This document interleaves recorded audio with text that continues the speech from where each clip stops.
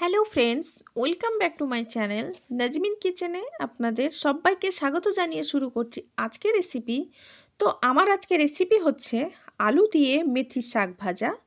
আর এই রেসিপিটা রুটি, পরোটা বা গরম গরম ভাতের সঙ্গে খেতে কিন্তু অসাধারণ লাগে।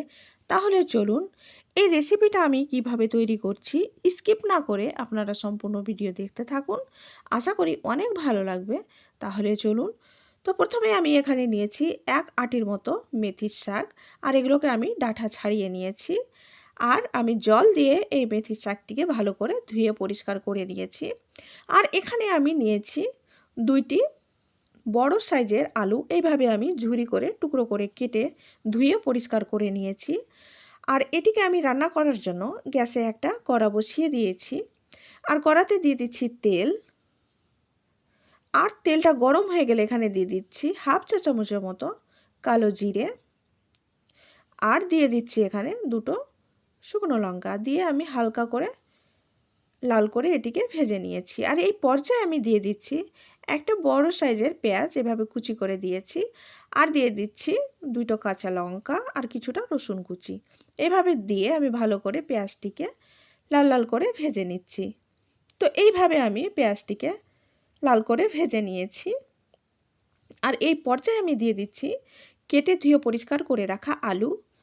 আর এই আলুর মধ্যে আমি দিয়ে দিচ্ছি স্বাদ মতো লবণ, হাফ চামচ হলুদ গুঁড়ো, আর হাফ চা চামচ দিয়ে দিচ্ছি এখানে শুকনো লঙ্কা গুঁড়ো। দিয়ে এই গুঁড়ো মশলাটিকে আমি আলুর সঙ্গে ভালো করে মিক্স করে নিচ্ছি। তো এইভাবে আমি হালকা নাড়াচাড়া করে মিক্স করে নিয়েছি। আর এই পর্যায়ে আমি দিয়ে দিচ্ছি ধুয়ে পরিষ্কার করে রাখা মেথির শাক। দিয়ে এইভাবে আমি আলুর সঙ্গে এই মেথির শাকগুলোকে ভালো করে মিক্স করে নিচ্ছি।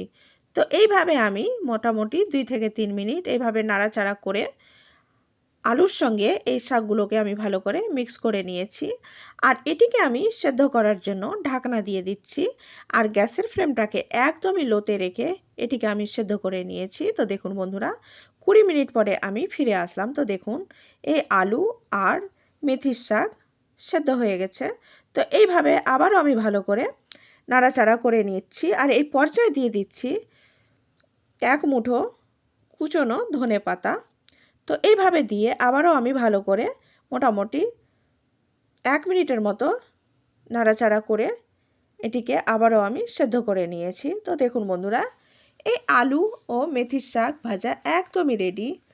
আর একবার হলেও এই রেসিপিটা ট্রাই করবেন, আশা করি অনেক ভালো লাগবে। তো বন্ধুরা, রেসিপিটা যদি ভালো লেগে থাকে তাহলে লাইক করে দেবেন, শেয়ার করে দেবেন, আর কমেন্ট করে অবশ্যই জানাবেন রেসিপিটা আপনাদের কেমন লেগেছে। আর চ্যানেলটাকে সাবস্ক্রাইব না করে থাকলে অবশ্যই সাবস্ক্রাইব করে দেবেন। তো আজ আসি বন্ধুরা, আবার দেখা হবে অন্য কোনো দিন অন্য কোনো রেসিপির সঙ্গে।